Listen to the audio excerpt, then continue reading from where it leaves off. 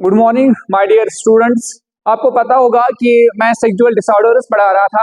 तो sexual disorders क्या होते हैं, फिर हमने क्लासिफिकेशन की देखी थी। क्लासिफिकेशन को तीन कैटेगरीज में डिवाइड किया था। First was the gender identity sexual disorder, second was the psychological and behavioural disorder due to sexual development and maturation. और आज की जो क्लासिफिकेशन थर्ड क्लासिफिकेशन है that is the disorder of sexual preferences, या हम उसका दूसरा नाम देते हैं that is called as the paraphilias. ये डिसऑर्डर ऑफ सेक्सुअल प्रेफरेंस या पैराफिलियाज, या इसका हम दूसरा नाम देते हैं we called is as a sexual deviation.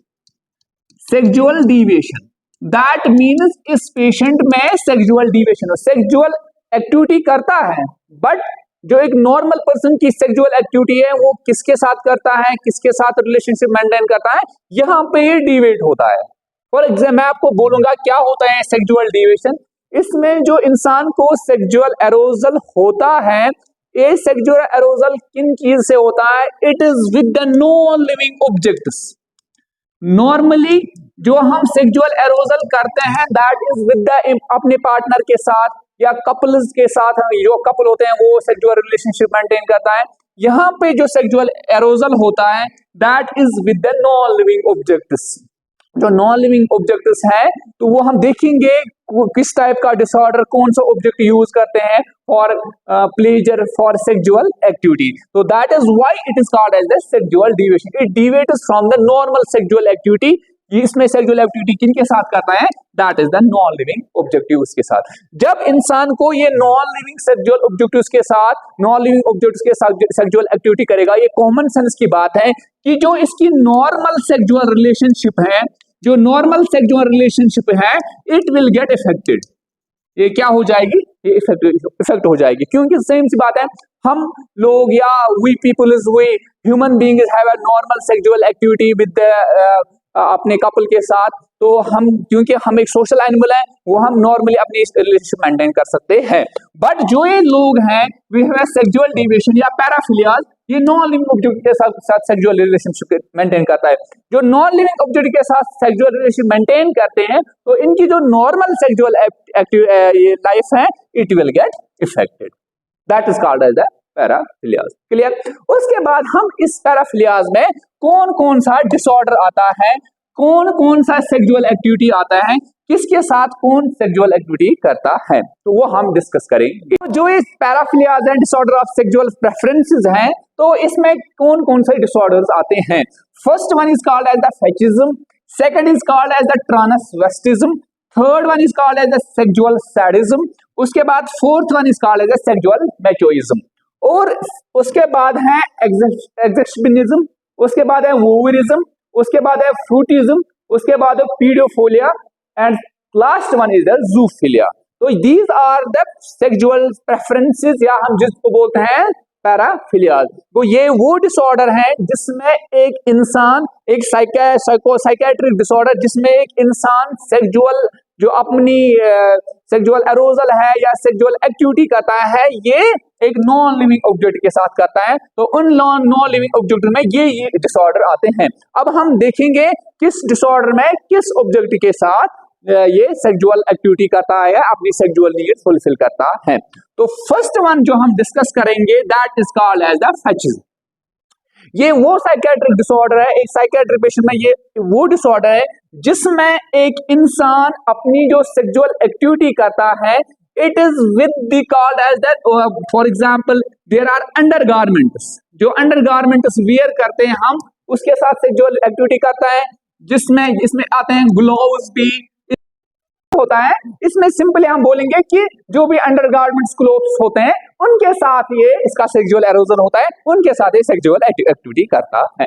उसके बाद सेकंड इज द ट्रांसवेस्टिज्म। अगर आपने याद होगा मैंने लास्ट लेक्चर में पढ़ाया था जहां पे ट्रांसवेस्टिज्म पढ़ा था या सेक्सुअल ड्यूअल रोल ट्रांसवेस्टिज्म पढ़ा था। तो जो ये ट्रांसवेस्टिज्म होता है ये अपनी जो सेक्सुअल एक्टिविटी है, सेक्सुअल नीड है, फुलफिल कैसे करता है, wearing the clothes of opposite sex. For example अगर मेल होगा ये फीमेल के क्लोथ्स पहनता है, अगर फीमेल होगी तो ये मेल इसके क्लोथ्स पहनती है। तो that is called as the transvestism, wearing the clothes of opposite sex. To fulfil the need to do the sexual activity. उसके बाद है sexual sadism. Sexual sadism and sexual masochism, तो almost they are opposite each other.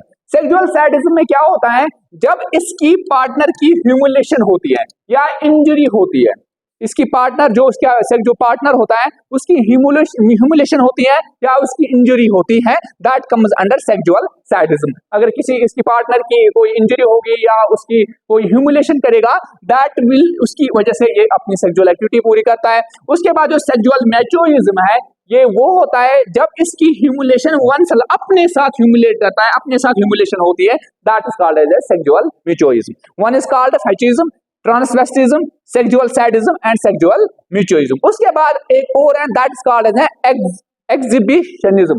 ये एक्सिबिशनिज्म क्या होता है, जब ये इंसान जिसको ये सेक्सुअल डिसऑर्डर होता है, ये अपना सेक्सुअल एरोजल करता है by exposing the genital parts. जब इस इंसान के जेनिटल पार्ट्स एक्सपोज होते हैं, अगर किसी इंसान के जेनिटल पार्ट्स एक्सपोज होंगे तो उस वजह से इस इंसान को सेक्सुअल एरोजल होता है, and that is called as the exhibitionism. वो एक्सिबिशनिज्म वो चीज है जब एक इंसान की जेनिटल पार्ट्स एक्सपोज होते हैं तो ये अपनी सेक्सुअल एक्टिविटी को फुलफिल करता है। उसके बाद दैट इज कॉल्ड एज वोवरिज्म।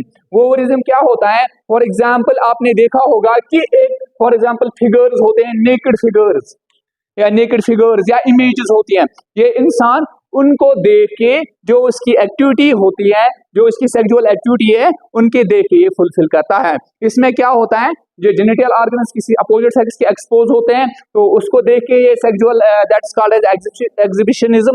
उसके बाद वोवरिज्म क्या होता है, जब इंसान एक नेकेड ऑब्जेक्ट्स या इमेजेस या कोई भी आपको नेकेड इमेज मिलेगी या कोई भी आपका फिगर होगी कहीं पे, तो उसको देख के ये अपनी जो सेक्सुअल एक्टिविटी है वो पूरी करता है। उसके बाद एक और है, दैट इज कॉल्ड एज फ्रूटिज्म।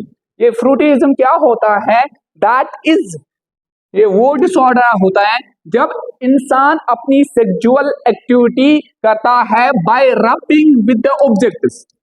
जो अपनी जेनिटल्स हैं, ये अपनी जेनिटल्स को रब करता है विद द ऑब्जेक्ट्स के साथ, तो उस वजह से जो इस पेशेंट की सेक्सुअल एक्टिविटी है ये पूरी करता है, that is called as the फ्रूटिज्म।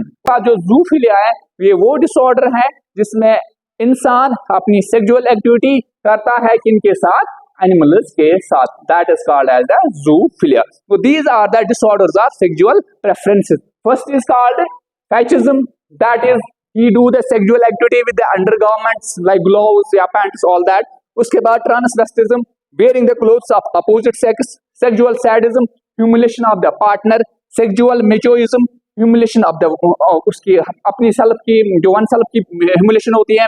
उसके बाद जो एक्सिबिशनिज्म होता है, ये क्या होता है, जब एक कोई जेनिटल पार्ट्स इसको एक्सपोज होते हैं तो he will do the sexual activity. उसके बाद वोवरिज्म क्या होता है, ये वो डिसऑर्डर होता है जिसमें ये इंसान नेकेड ऑब्जेक्ट्स देखता है या नेकेड इमेजेस देखता है। उसके बाद जो फ्रूटिज्म होता है, क्या होता है, जब इंसान क्या करता है, रबिंग द थिंग्स, जो अपनी जेनिटल्स हैं ये रब करता है विद द ऑब्जेक्ट्स के साथ to fulfil the sexual pleasure या sexual activity. Last one is the zoophilia, that means he do the sexual activity with the animal. So these are the disorders of the sexual preferences. This was all about from the today's topic. Next topic we will continue tomorrow. तब तक के लिए goodbye, take care.